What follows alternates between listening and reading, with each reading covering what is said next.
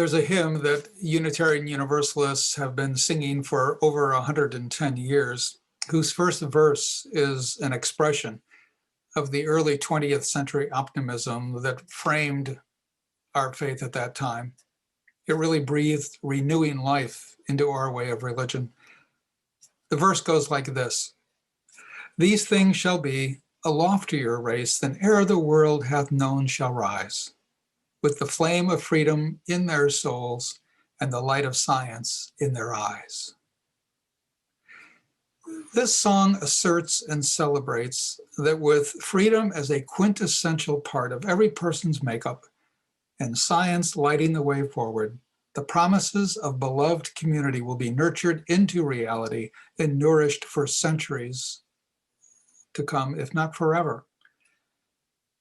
Reflecting these same hopeful expressions, Charles W. Eliot, who was Harvard University president and a Unitarian, told students at the 1909 Harvard Summer School of Theology, "Our 20th century religion will be in harmony with the great secular movements of modern society, composed of democracy, individualism, social idealism, the zeal for education, the spirit of research, the modern tendency to welcome the new, the fresh powers of preventative medicine, and the recent advances in business and industrial ethics."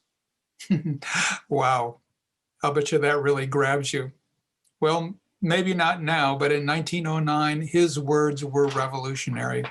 His enthusiasm was contagious, inspiring many, including his son, Samuel Eliot, who worked across the Charles River in Boston, where he was president of the American Unitarian Association. Sam Eliot grew and moved Unitarianism while singing about these things that shall be, while all the time having his father's aspiring words echoing in his ears. All of this is simply to say that the relationship our faith has had with freedom, science, and beloved community is a long-standing one, though, of course, there have been quite a few misuses and detours along the way, but all of that may be for another time. Given where and who we are as a nation, as a community of faith, as individuals who are often on what feels like an ever-moving, continuous search for meaning, with occasional oasis stopovers that allow for reflection, I'm going to share with you some of the ways that I've seen and understood how science and faith and the desire and hope for beloved community have woven a very powerful and shaping web of engaging, supportive, and sometimes provocative images, stories, and faith journeys among us. Exciting, passionate, and humbling, these snapshots are meant to remind us of where we have been, and I hope inspire us to consider our incomplete future. There's a bit of tension for me in all of this because, you see, I grew up in a home where science and religion didn't really mix, and my guess is that maybe some of you also received similar kinds of messages, confusing as they might have been. Not that I had to choose one or the other, but that I had to be careful how I thought about each. It wasn't until much later into my adult life that I realized there were nuanced ways for framing the differences between science and religion. So, for example, see if this supports the way you believe. Rabbi Jonathan Sachs wrote, "Science is about explanation. Religion is about meaning. Science analyzes, religion integrates. Science breaks things down to their component parts. Religion binds people together in relationships of trust. Science tells what is, religion tells us what ought to be. Science describes, religion beckons, summons, calls."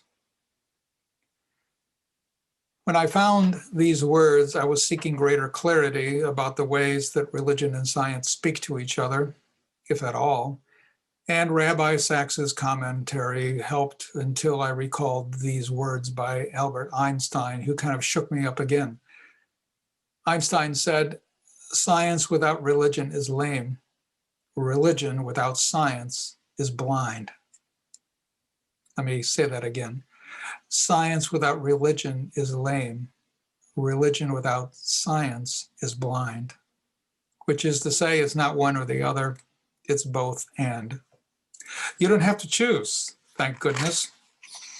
And only recently have I begun to understand that even though there's always people and forces behind us who are pushing, even threatening us to choose their way of thinking, they want us to always be sure to remember who and what they symbolize and follow the path shaped by their way of thinking. It's really always up to us in the end.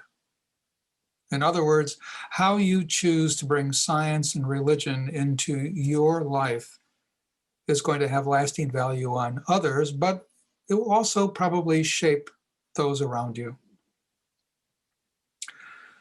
I was late in arriving at understanding why it was important for so many of my and so many of our faith ancestors to believe in the words that they sang.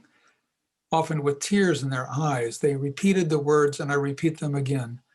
These things shall be, a loftier race than e'er the world hath known shall rise, with flame of freedom in their souls and the light of science in their eyes. These lyrics captured a way for many to move forward, a path for making meaning in life.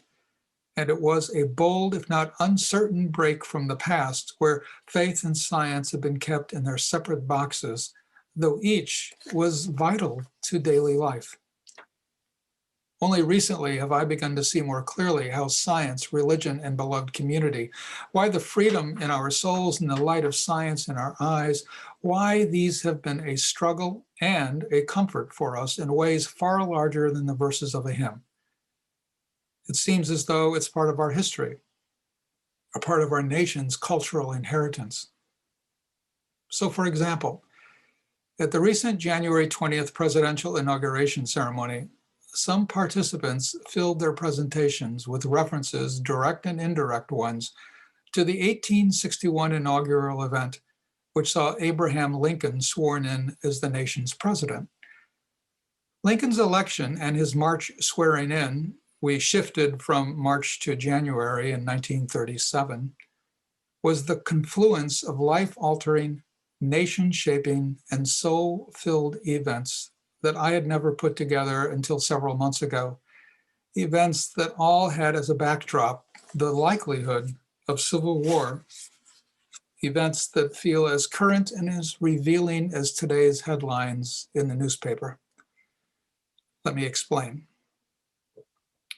In October 1859, as the presidential candidates barnstormed the country, John Brown and his militia, after months of planning, raided the Harper's Ferry, West Virginia armory, all as a part of a daring attempt to secure weapons for an insurrection, a revolution, by slaves and former slaves, and thereby helping to usher in the end of slavery and the creation of John Brown's vision of beloved community. He failed, was captured, and he was put to death by hanging the next month. Opinions about Brown, his co-conspirators, and their raid were very strong. They were divisive, and they were everywhere.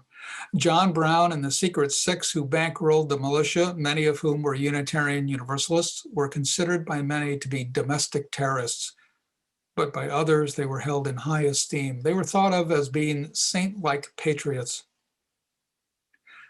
Candidates were pushed to share their opinions. Their political parties that they represented were divided. The nation was deeply conflicted. Does any of this sound familiar? Let me summarize. Tensions continued to mount between slaveholders and abolitionists. In October, John Brown storms the Harper's Ferry Armory and he's captured. Some of those who raised funds for his raid flee to Canada. In November, he is hung and the nation's divisions grow deeper. And all of the time that this is going on, there's a presidential campaign that's taking place. Then, in December 1859, another explosion is heard as the first copies of Charles Darwin's book on the origin of species begin to circulate here on the East Coast. The scientific, political, and religious fallout from his book was palpable. As for science, Darwin's study was interdisciplinary in ways that no one had ever seen. Biology, geology, zoology, botany, and more. In scope, it was breathtaking. It literally was breathtaking for some, so much so that they fainted upon reading. As for politics, almost overnight, the arguments about slavery were reframed by Darwin's assertion that all living things, but of course, most notably all human beings, share a common ancestry. The way we might say this today is still jolting for many. That is, that there's only one race, the human race.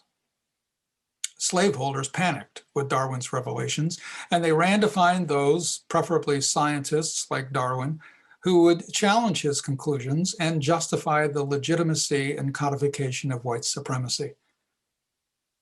And as for religion, most thought that the basic assumptions on which religion was built were undermined, maybe even shredded by Darwin. You see, important for church followers was their comforting belief that not only had God created all living things just as they are, but that man, and I mean white men, were God's favorite, the highest of all living things. Darwin struck a blow to humankind's egocentrism when he knocked us off the church's image of a divinely built pedestal and placed us among all creatures, great and small. Just a side note, according to a 2019 Gallup poll, 40% of Americans agree with the statement, God created human beings pretty much in their present form at one time in the last 10,000 years or so. So you've got all of this happening when Lincoln, against the symbolic backdrop of an incomplete Capitol building, is sworn in as our new president. And if that wasn't enough, there were rumors of a widespread and intricate conspiracy by Southern sympathizers to seize the District of Columbia and install as president Kentucky Senator and former Vice President John Breckinridge. This never happened. Breckinridge fled Washington following the inauguration, and 5 weeks later, the Civil War began.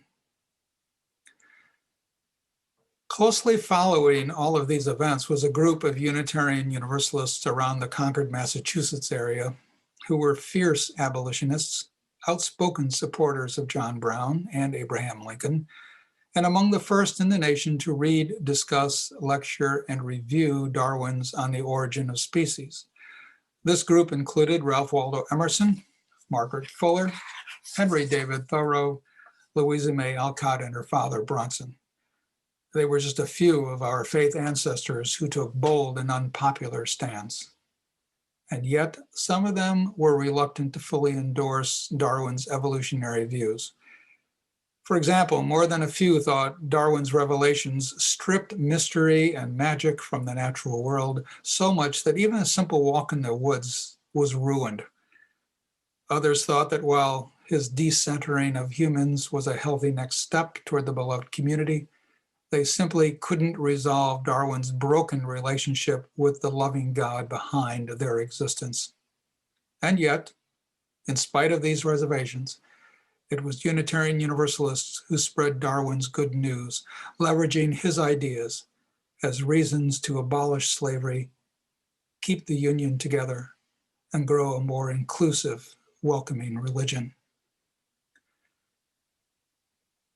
It's with an unsettled blend of mixed emotions that I speak about all of these things, because I find myself moving from exciting historical insights where I connect the proverbial dots, which unfortunately include many demoralizing realities about our contemporary situation. And yet, what I find amazing is the way all of these themes have found their way into the present moment. And I don't mean just this Sunday, right here and now, but into our larger communities and nation.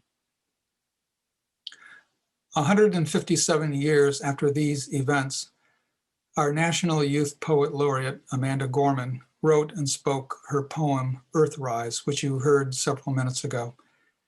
And in this poem, she carries forward many of the bold and subtle themes I heard in 1859. While the poem is a clarion call to address climate change and the destruction we're not just witnessing, but that we're contributing to, I chose to share this poem because in ways I have rarely heard from anyone, she pulls together and expresses the themes of science, freedom, and justice in the beloved community. And the images accompanying her poem add visual depth and breadth to her stunning words. She wastes no time as she references that iconic and breathtaking photograph view of Earth. And she says, it was our world's first glance at itself, our first chance to see a shared reality, a declared commonality, a glimpse into our planet's mirror. Actually, it was the second time the world glanced itself. One of the first times was when Darwin returned from his voyage aboard the Beagle and began putting together the pieces of his observations. And Darwin, as others had been, was frightened and humbled at the telling of his first chance to see a shared reality, a declared commonality, because there were many who were unwilling or simply did not want to hear what he had to say.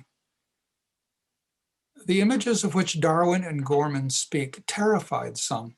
I mean, the knowledge that all living things share common ground didn't then, nor does this now, fit into some people's view of what life should be.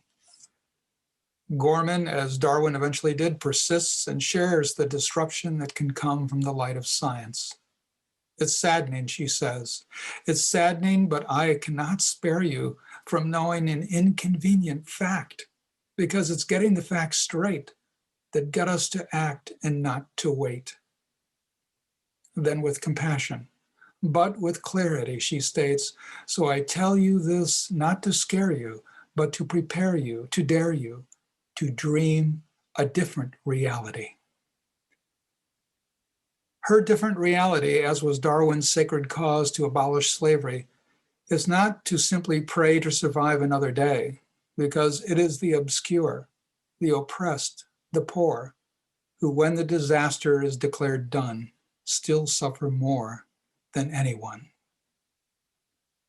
No breaking away from the narrow, orthodox political, scientific, and religious ideologies is disquieting, and many will see the changes yet to come as a loss. They will even grieve. But they were and they are a must. Gorman and Darwin do not hold back. With freedom in their souls and the light of science in their eyes, Gorman was speaking for them both when she said, the time is now, now, now. We know it's never too soon to choose hope. It is never too soon to choose hope. 2 years after Amanda Gorman recited her Earthrise poem, she herself became an iconic image to remember as she spoke to millions as the inaugural poet. It was just a month ago when she pulled together into that moment many of the themes that created the web of which I speak. She says, somehow we've weathered and witnessed a nation that isn't broken but simply unfinished. We, the successors of a country and a time where a skinny Black girl, descended from slaves and raised by a single mother, can dream of becoming president only to find herself reciting for one. Now, if her words were too vague or confusing, then President Biden's remarks were not.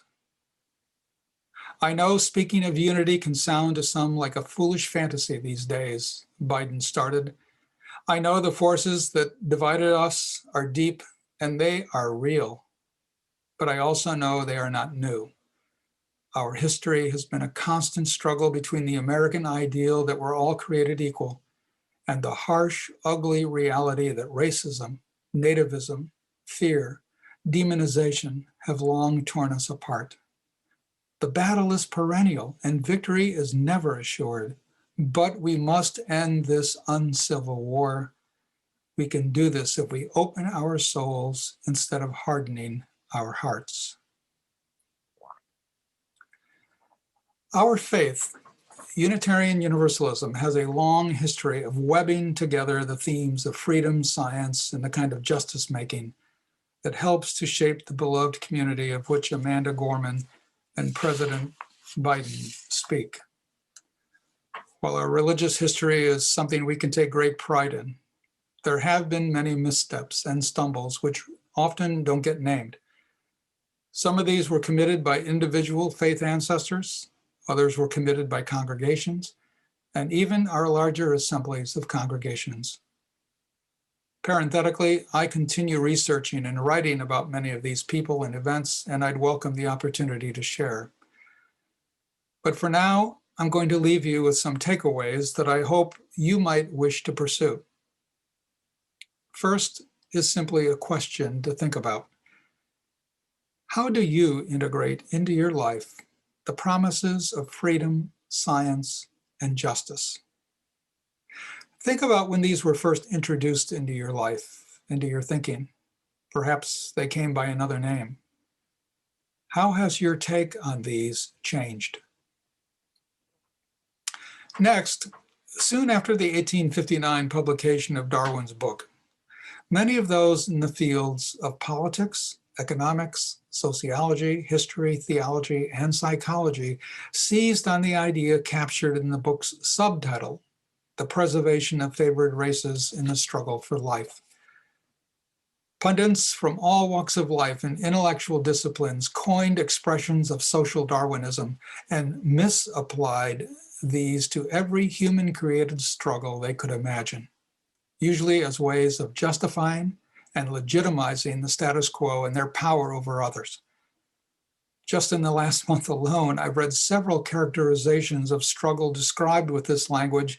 The most extreme was one writer who referenced Darwinian capitalism. I suggest that when you read such misuses, that you ask yourself, who benefits from this language, and what do those benefits look like? In answering these questions, you'll likely uncover not only a misunderstanding of Darwin's assertions, but an author's prejudices and self-interests. The best two-sentence summary I've come across of Darwinian evolution was on a t-shirt at the Galapagos Islands airport. It is not the strongest of the species that survives, nor the most intelligent that survives. It is the one that is the most adaptable to change. And how I wish Darwin had said that, but he didn't. And still, it is the most concise and accurate description of what he does say on the origin of species by means of natural selection. Or the way I like to state it is this: the only absolute is change and adaptation to change. Or using the language of religion, faith is not a certainty. Faith is the courage to live with uncertainty. Now, for you readers who would like to sink into the politics and religion, that is the culture of those who first read and reviewed Darwin in the United States, and how all of that took place, I urge you to read Randall Fuller's The Book That Changed America. I personally love this kind of presentation, the one that Fuller makes. It's a blending of science, religion, culture, politics, and of course, Unitarian Universalism. For me, it was a spellbinding read, and I hope it might be for you too. For the doers among us, I've seen that in 2 weeks, on February 28th, Reverend Anastasia will begin facilitating a look at Widening the Circle of Concern, the report of the UUA Commission on Institutional Change. I feel that for anyone who is committed to deconstructing and addressing structural and systemic racism and white supremacy culture within Unitarian Universalism and our congregation, this report is a must-read. And what better way to get it done than with a group of those from our congregation? And so I urge you to contact Reverend Anastasia about this. Finally, staying in the struggle that comes when weaving a web with freedom, science, and beloved community, this weaving means staying grounded, centered, with at least 1 foot on something solid. And I'm wondering, what for you is that grounding? What is the mystery or the spirit that animates your life? Is it something that's larger than life, larger than your life? Well, you each will have to find your own answers to these questions. My experience is that it's always best when answers are arrived at with and in community. Last Sunday, Reverend John said something that I heard like, people and institutions based on predatory behavior will go extinct. Well, so much for individualism and the survival of the so-called fittest. Here's how Charles Darwin put it. Selfish and contentious people will not cohere, and without coherence, nothing can be effected. Which is to say, it's better in community. Life is simply better with each other. And isn't that why we gather together as a community, as a congregation? To be in relationship with each other and our world, and to affirm and witness to each other, infants, children, youth, and adults, that our earth and all its people are one. We are an interconnected web, now and forevermore. So let this be. Amen.